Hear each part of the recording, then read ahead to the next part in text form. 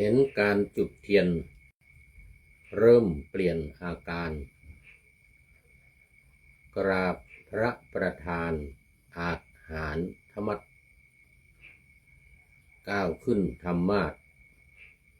มัลยาตโสภีวันทาพระบาลีจับคำพีอย่างที่หัดขันแก้ห่อคำพีทุกท่วงที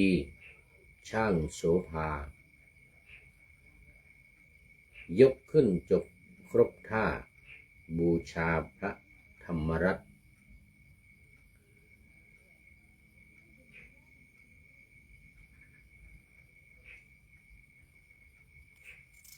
เตรียมตัวให้พร้อมซักซ้อมเป็นนิดฝึกกายฝึกจิตถือเป็นกิจวัตรขึ้นนะโมได้สนิทอุเทศภาษิตว่าสนอคำแปลก็คิดเจาะว่าได้เหมาะได้ชัดพันนาว่าเป็นตอนปรุงคำสอนแบบสี่สอกระแสความต้องเชื่อมต่อทุกหัวข้อไม่วิบัติขอถวายความนอบน้อมแด่พระรัตนตรัยมีพระพุทธเจ้าเป็นต้นขอถวายความเคารพพระมหาเถระพระเถรานุเถระเจ้าคณะพระสังฆาธิการทั่วโลกมีพระเดชพระคุณหลวงพ่อพระธรรมเสนาบดีเจ้าคณะภาค7วัดพระธาตุดอยสุเทพและ FC ตัวจริงท่านสุริยันสันตจิตโตวัดพระธาตุดอยสุเทพเป็นต้นและขออำนวยพรแด่ท่านผู้ฟังท่านผู้ชมสาธุชนพุทธบริษัททั้งหลายวันนี้รายการธรรมทัศน์ของวัดพระธาตุดอยสุเทพออกอากาศทางสถานีวิทยุวปท2จังหวัดเชียงใหม่มีร้อยเอกจำนงปัญญาวัฒโนเป็นหัวหน้าสถานีและอาตมาภาพพระครูปริยัติยานุศาสตร์เป็นผู้บรรยายเป็นประจำทุกวันเวลา 7:30 นาทีถึง 8 นาฬิกา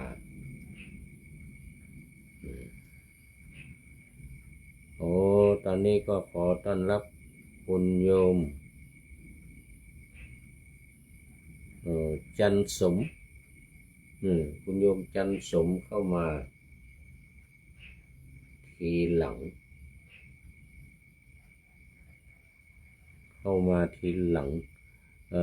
น้อมจิตกราบอนุโมทนาสาธุค่าว่านะโมทนาแต่ว่า FC ตัวจริงท่านสุริยันสันตจิตโตได้เป็นต้นร่วมกับหลวงพ่อ เขามาแต่หัวรุ่งเลยกำลังอ่านบทกลอนวันนี้เป็นกลอนแหล่วันนี้เป็นกลอนแหล่ยาวไปนิดหนึ่ง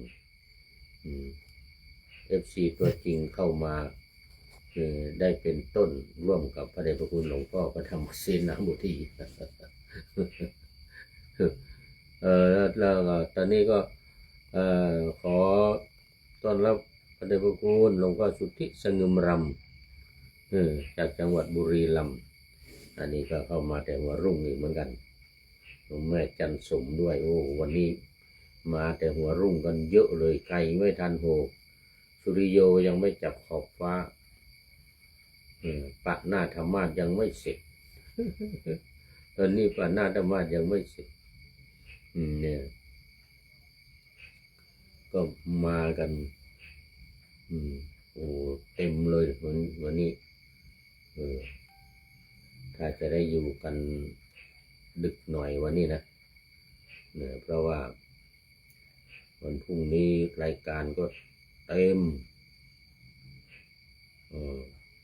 4 รายการจัด5 ครั้ง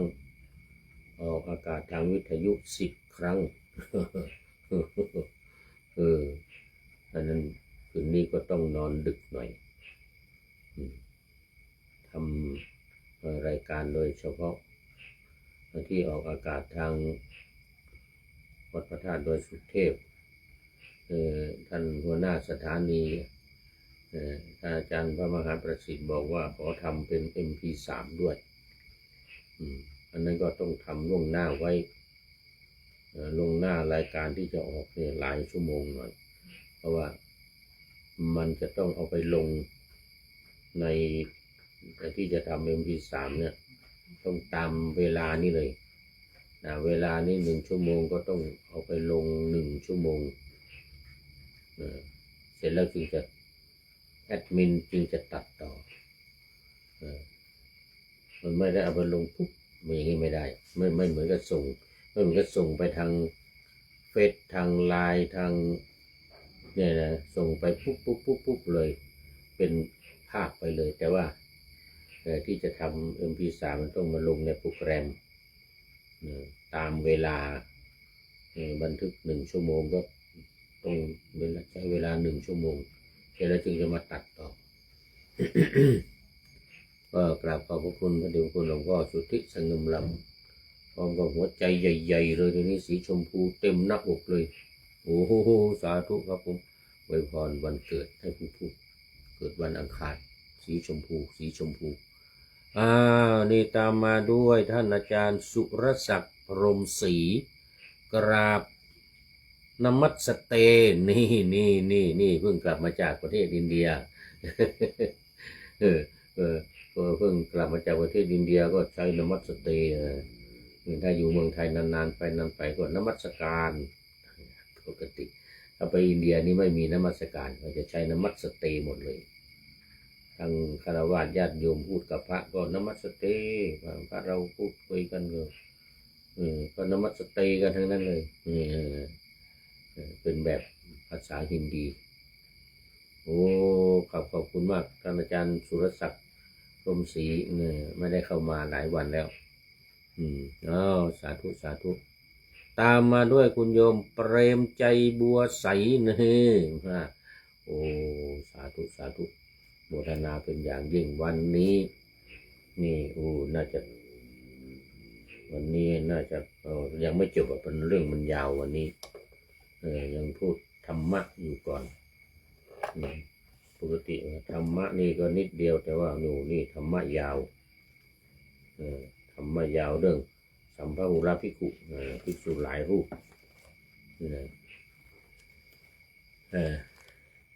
แต่มาดูวันนี้มาดูธรรมะกันต่อเดี๋ยววิหารลายเดี๋ยวไม่ทันเวลามาวันนี้บทว่าเอโกเป็นต้นความว่าเพราะเหตุนี้บุคคลพึงเป็นผู้เดียวเอโกวะเนี่ยเอโกวะนี่มันก็เท่ากับเอโกเอวะผู้เดียวนั่นเทียวอะไรอย่างเงี้ยผู้เดียวเท่านั้นเท่านั้นก็ได้ภาษาไทยเที่ยวไปในอิริยาบถทั้งปวงและไม่พึงทำบาปทั้งหลายแม้มีประมาณน้อยอธิบายว่าบุคคลนั้นพึงเป็นผู้เดียวเที่ยวไปเท่านั้นเที่ยวไปเหมือนช้างมาตังคะตัวมีความขวนขวายน้อยคือไม่มีอะไรเที่ยวไปตามสบายตามสถานที่ต่างๆที่ตนปรารถนาแล้วไปได้เหมือนนกเลยนี่ไปในป่าแล้วก็ไม่พึงทำบาปทั้งปวงแม้มีประมาณน้อยก็คือไม่มีภาระอะไรมากไม่ห่วงภาระอะไรมากไปไหนก็ไปคนเดียวเหมือนนกเลย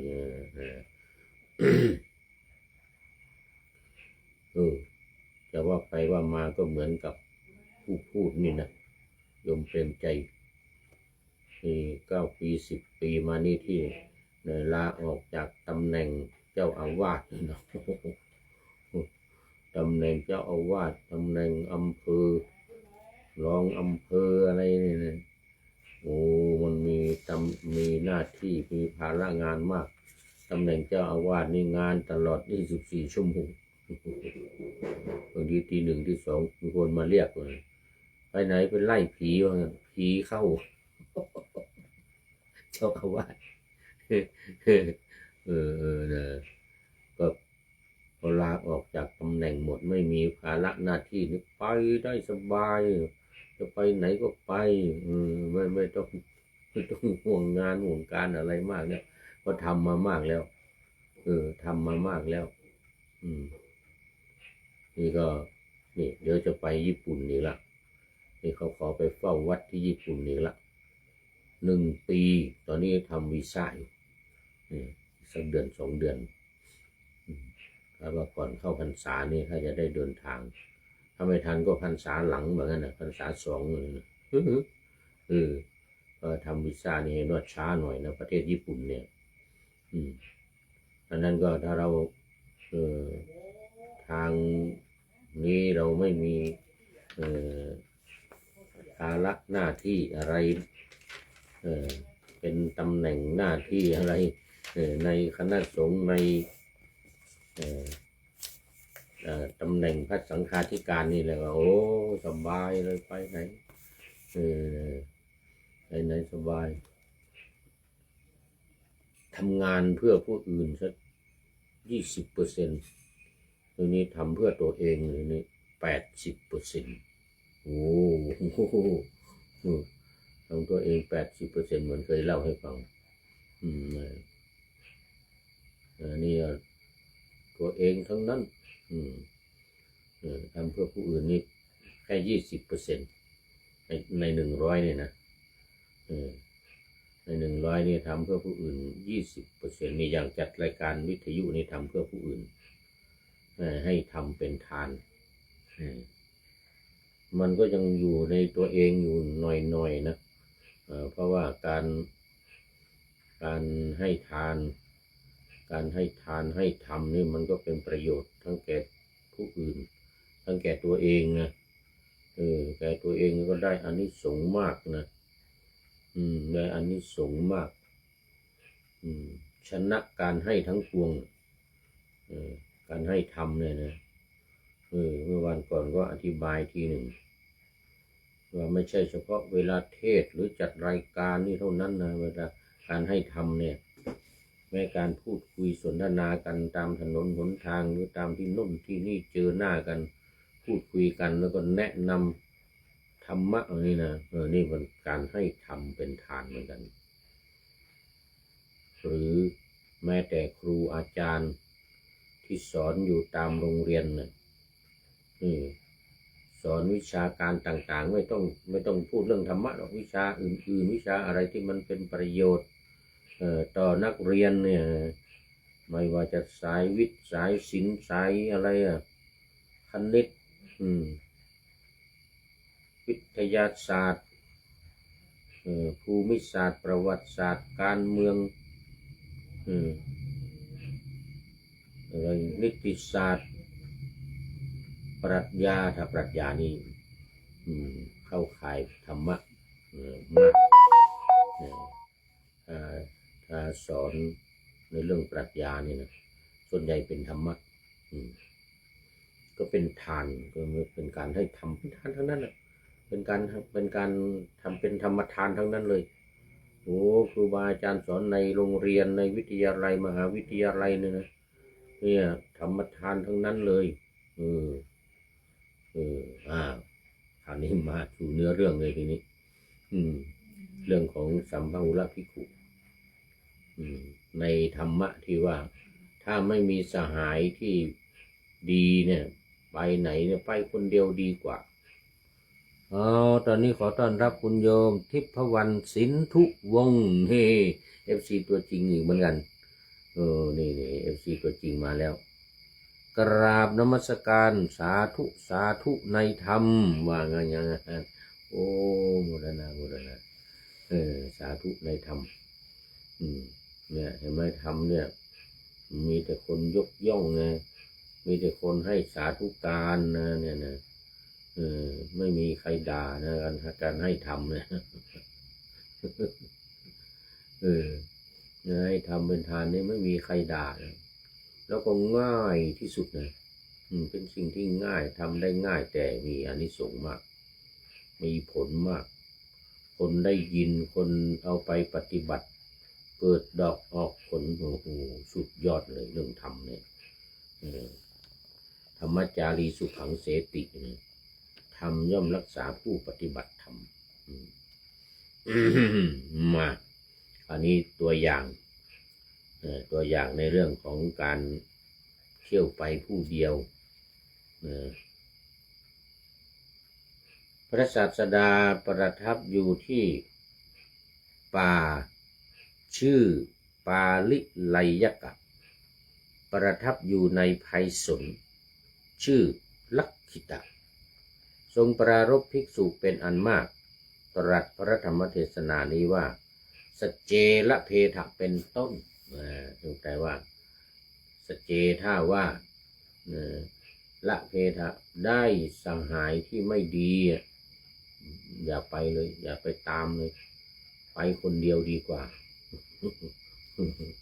เป็นต้นเลยนะเป็นต้นเดี๋ยวเราไปว่าตอนท้ายอีกทีหนึ่งเรื่องนี้พระพุทธองค์ประทับอยู่ในป่าที่ชื่อว่าปาลิไลยกะซึ่งความเป็นมาก็คือว่ามีช้างชื่อปาลิไลยกะเนี่ยเป็นผู้อุปถากนั่นเองอุปถากพระพุทธเจ้า3 เดือนที่พระพุทธองค์เสด็จออกจากกรุงโกสัมพีที่ภิกษุทะเลาะกันห้ามไม่หยุดพุทธองค์ว่าเอาทางนั้นปล่อยให้ทะเลาะกันไปก่อนเดี๋ยวผลกรรมจะตามเองเหมือนกันพอพระพุทธเจ้าไปคนไม่ทำบุญไม่ใส่บาตรพระผอมกันหมดเลยไม่มีอาหารการกินต้มเกลือกินกันอยู่ในวัดโกสัมพีนะ3 เดือนไปบิณฑบาตที่ไหนก็ไม่ได้คนด่าโอ้ยทะเลาะกันไม่ดีแล้วก็ทำให้พระพุทธเจ้าหนีไปอยู่ป่าอย่างนี้นะโอ้โหอดข้าวอดน้ำกัน3 เดือนคือที่โกสัมพีนั่นนะนี่พระพุทธเจ้าก็เสด็จไปอยู่ในป่าแล้วมีช้างชื่อว่าปาลิไลยกะนี่ประถมอุปถัมภ์งานอะไรทุกอย่างแม้แต่ต้มน้ำเนี่ยช้างก็ต้มน้ำเป็นเนื้อต้มน้ำตอนเย็นมามันดูว่าพุทธเจ้าจะอาบจะส่งน้ำแต่ว่ามันหนาวต้องต้มน้ำยังไงต้มน้ำนี่ช้างมันก็เก่งนะมันก็ก่อไฟขึ้นแล้วเอาก้อนหินเนี่ยไปใส่ไฟเผาไฟให้ร้อนแล้วกลิ้งก้อนหินนี่ลงในสระให้น้ำอุ่นพอกลิ้งก้อนหินลงในสระเรียบร้อยแล้วไปบอกพระพุทธเจ้าเลยทีนี้นู่นน้ำอุ่นแล้วช้างอยู่นี่นะน้ำอุ่นแล้วโอ้ไปพระพุทธเจ้าก็ไปส่งน้ำต้มน้ำก็ได้ทำให้น้ำอุ่นก็ได้ถ้าน้ำมากในสระน้ำมีน้ำมากก็เผาก้อนหินหลายๆก้อนหน่อยก่อไฟแล้วก็เผาก้อนหินเนี่ยโอ้เก่งมากช้างเนี่ยนี่ก็เ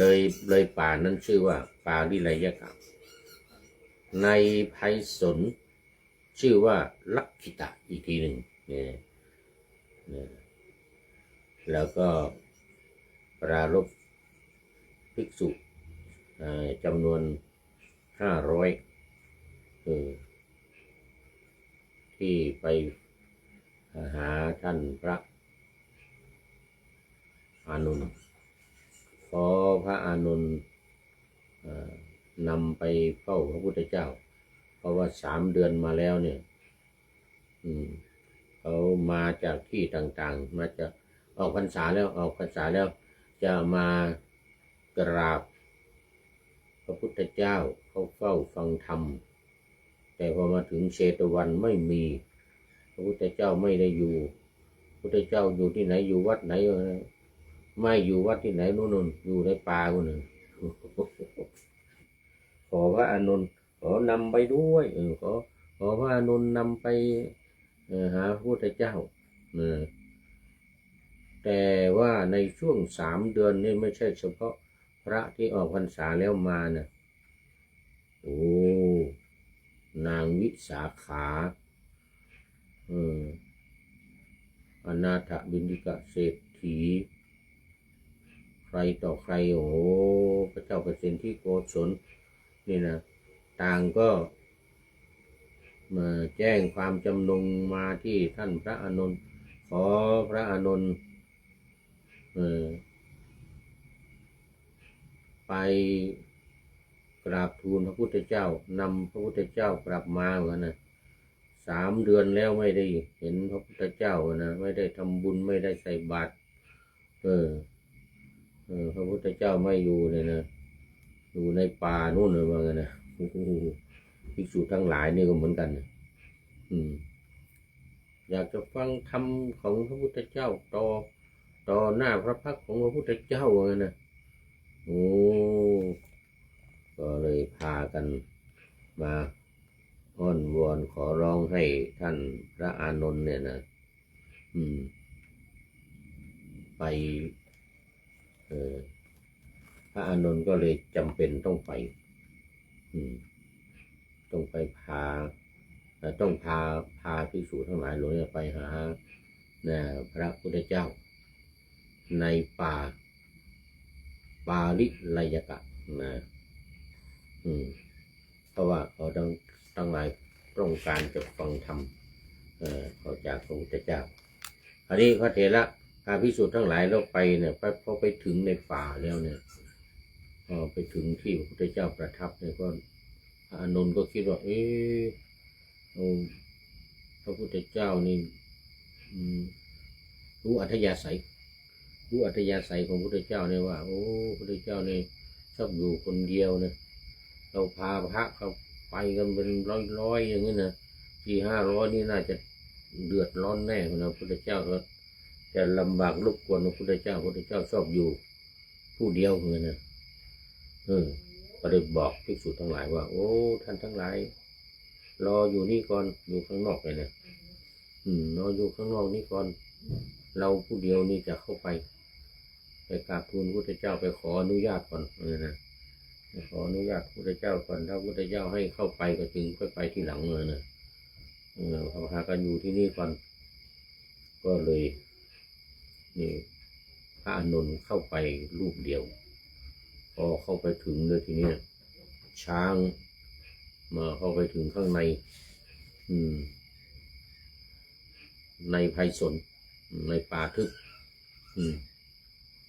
จะมีช้างอยู่ตัวเดียวไปดูแลนะลิงก็ตายไปแล้วก่อนหน้านั้นมีลิงตัวหนึ่งลิงเอา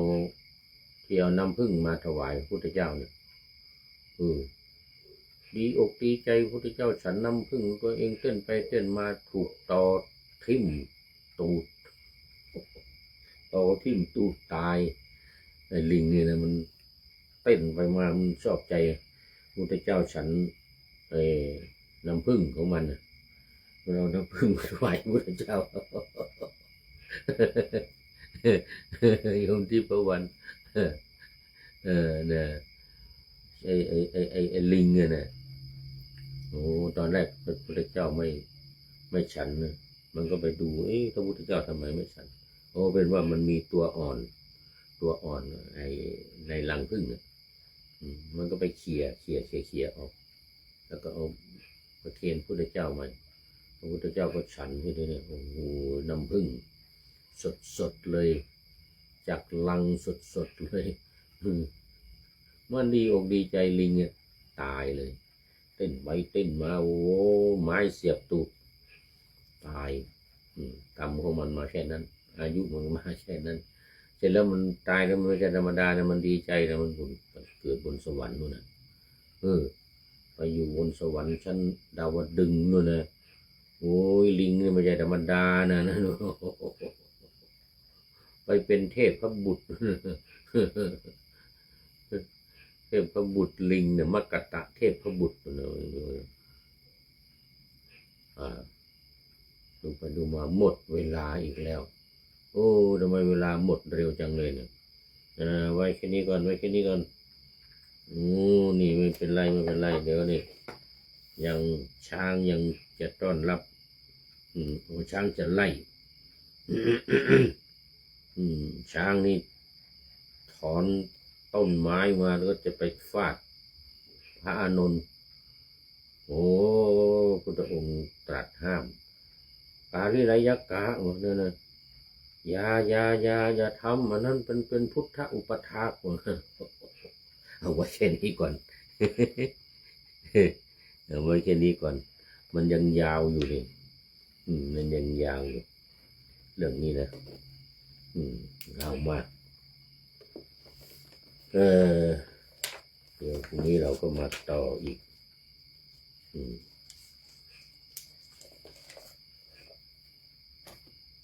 นี่วันนี้มาดูข้อคิดท้ายรายการวันนี้ท่านนายพลนเรศจิตลักษณ์มอบให้มาเป็นจากมีที่มาก็คือจากคู่มือพระนักเทศน์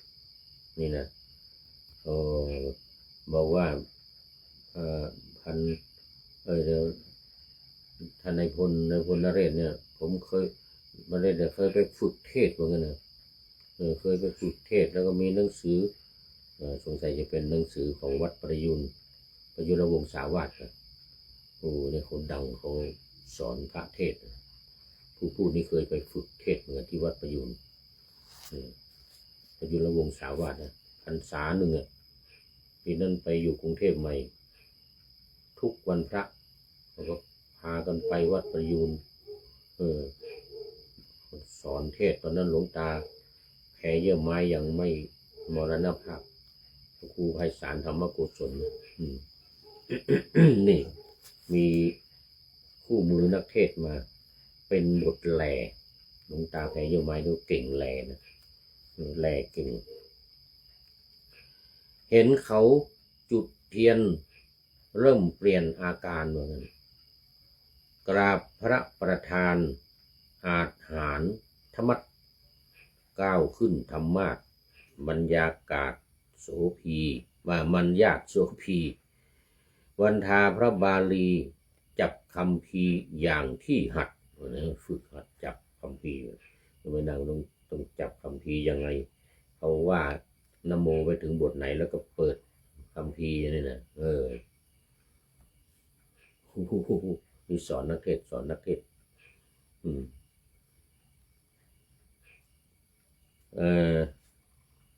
ครั้นแก้ห่อคำพีทุกท่วงทีช่างโสภายกขึ้นจบครบท่าบูชาพระธรรมรัตน์เตรียมตัวให้พร้อมซักซ้อมเป็นนิดฝึกกายฝึกจิตถือเป็นกิจวัตรอันนี้มันลงสระอัดเลยนะกรอนแลนี่ลงสระอัด